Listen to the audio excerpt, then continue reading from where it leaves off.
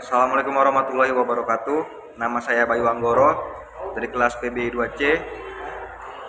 Saya akan menjawab soal yang saya berikan kemarin. Data kasus korupsi di Indonesia dari tahun 2010 sampai 2023. Data di bawah ini saya ambil dan saya simpulkan menurut ICW Indonesian Corruption Watch. Selama periode 1 Januari sampai 3 Juni 2010, ditemukan 176 kasus korupsi yang terjadi selama tahun 2011. Ketahui bahwa terdapat setidaknya 436 kasus korupsi dengan jumlah tersangka 1053 orang. Selama periode 1 Januari sampai 31 Juni 2012, terdapat 285 kasus korupsi. Selama tahun 2013, ada 186 jumlah perkara dengan 295 terdakwa. Pada tahun 2014, terdapat 629 kasus korupsi yang terjadi di Indonesia. Kasus korupsi yang terjadi sepanjang tahun 2015, jumlahnya ada 550 kasus. Sepanjang tahun 2016, terdapat sekitar 482 kasus korupsi yang terjadi.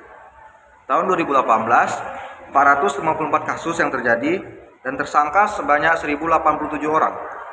2019, ICW mencatat ada 271 kasus dan tersangka 580 orang. Kasus pada tahun 2020 paling tidak 140 orang, 140 kasus dan terdakwa sebanyak 875 orang. Pada tahun 2021 sekitar 597 kasus dan 1396 tersangka, mencapai total kerugian mencapai 442.747 triliun. Berdasarkan data Kementerian Dalam Negeri, ada 343 kepala daerah yang berperkara hukum baik di kejaksaan, kepolisian maupun dalam KPK sebagai besar karena tersangkut masalah pengelolaan pengelolaan bantuan daerah. Kasus korupsi Jiwasraya.